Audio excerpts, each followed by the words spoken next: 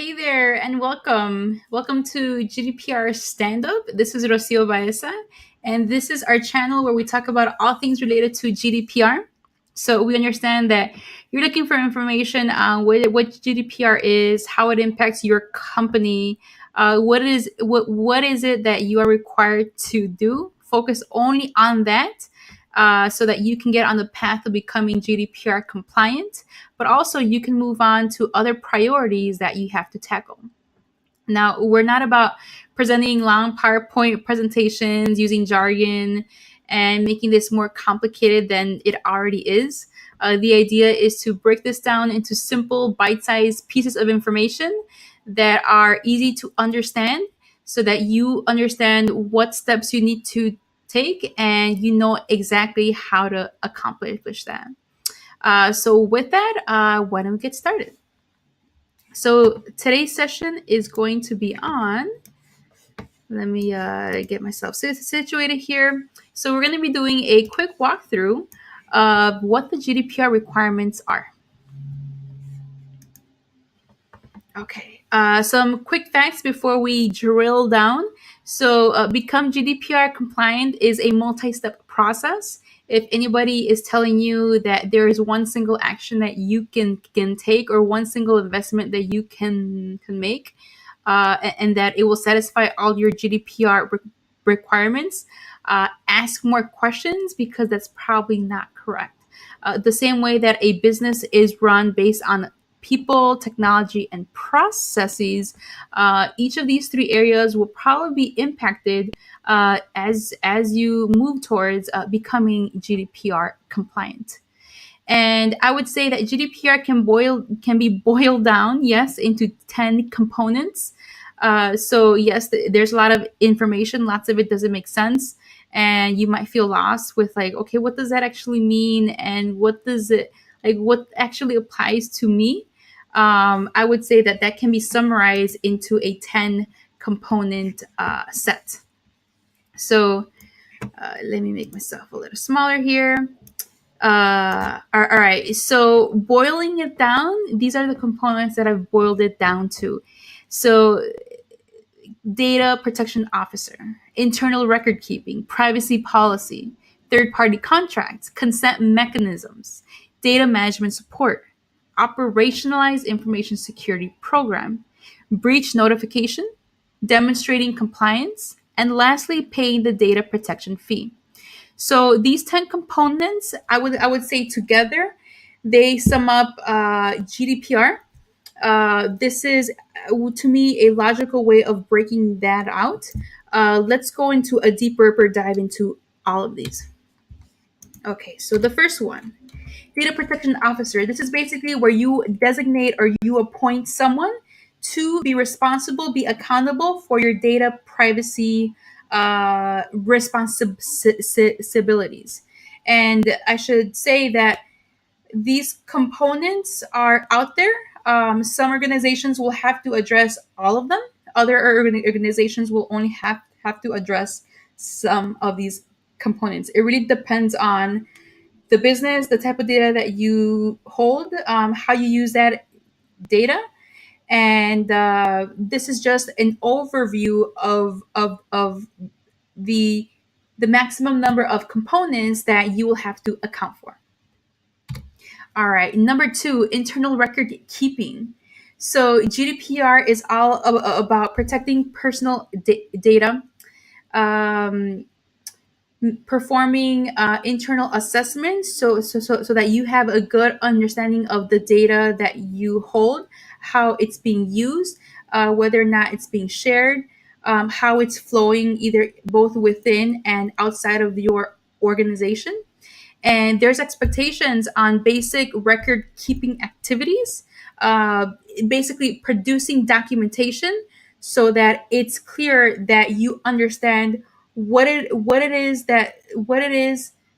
what are all the data points that you hold, how that's being used, and using that as a way to demonstrate, one, does GDPR apply to me, and two, how, based on the data universe of your business. Number three, privacy policy. So this is basically a publicly facing statement where you talk about what your data management practices are. Third party contracts. So this is basically written agreements that you have in place for any third parties that you are sharing personal the data with, whether it's that you are providing that to a third party or you are receiving that from a, a third party.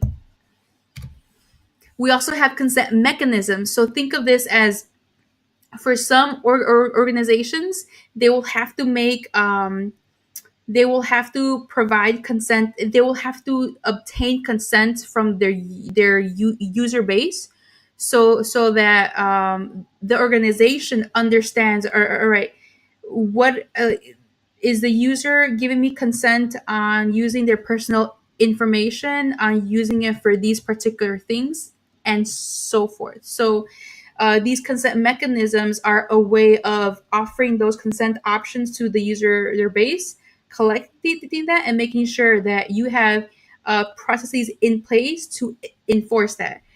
In other words, if a customer, if a user gives you consent, there's a way of you knowing that. If the user has not given you consent on using their personal data in a certain way, making sure that you have the processes in place to honor that. Number three, data management support. I'm sorry, not number three, number six. So GDPR offers a number of individual rights. So these are rights that individuals can exercise under GDPR. Things like the rights to withdraw previously given consents, the rights to request access of any personal data that your company holds about a person, and many more. So this component speaks to mechanisms that make sure that any type of individual rights that your user base has, you have a way of facilitating that. Number seven, operationalizing an information security program. So, if you are collecting personal data of EU citizens, it means that you will need a program in place to protect that information. So, think of things like policy, think of training, think of additional processes that you want to put in place to make sure that you are securing that personal information. The next one is breach notification. Breach notification is basically how it sounds. So if there's some type of breach to the data that you hold, there has to be no notifications that go out to supervisory authorities, aka the regulators, and also potentially the individuals whose data was breached.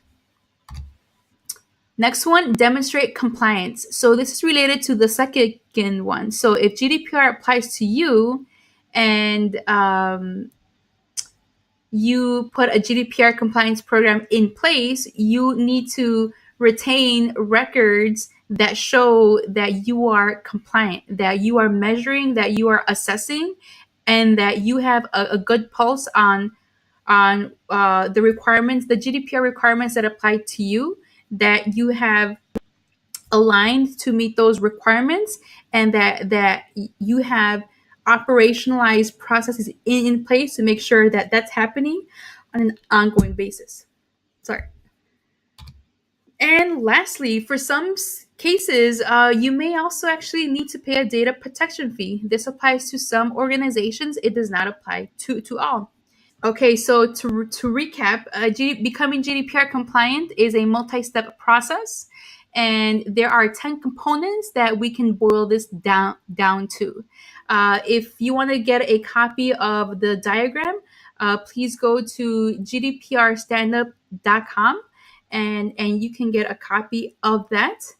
And you should also know that we also have a free resource available. So for each of these components, some of them will apply to organizations and others will actually not apply. And that really depends on the data that you hold, how you receive that, and how you use that information. And As a first step to determining, all right, which of these 10 components actually apply to me, you would need to put in place a data inventory. And we actually have a free training available that walks you through how to complete that. And just give me 1 second and I will pull it up. Thank you.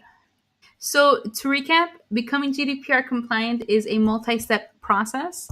There is not one single thing that you can do to satisfy all the requirements. And this can be boiled down into 10 components.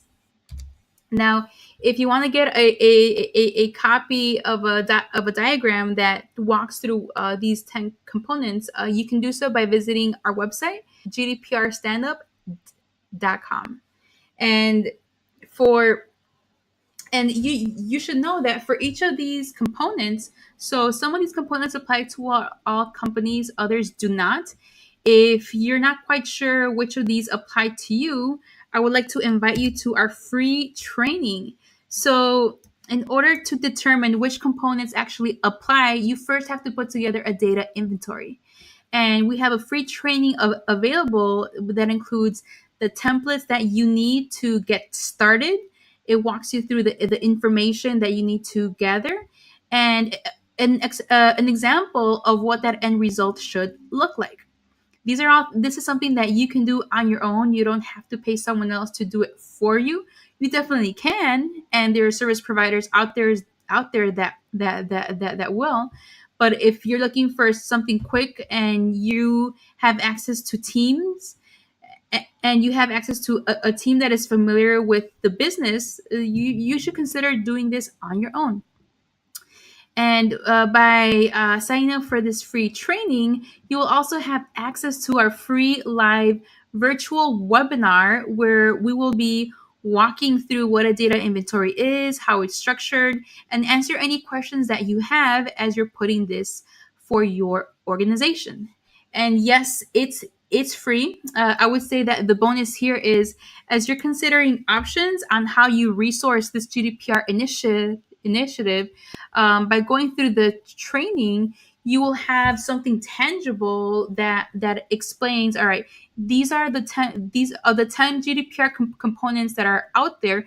These are the ones that apply to me, and that way you can weigh your options on, does it make sense to bring someone outside of the company to help you with this, or is this something that can be done internally? And you should know that yes, this is something that absolutely can be done internally. So that wraps up our session. Thank you very much for checking us out. If this was helpful to you, please give us a thumbs up or subscribe to the channel. That will help us reach a wider group for folks that are looking for this type of information. So again, thank you for your time, and we'll see you on the next one. Goodbye.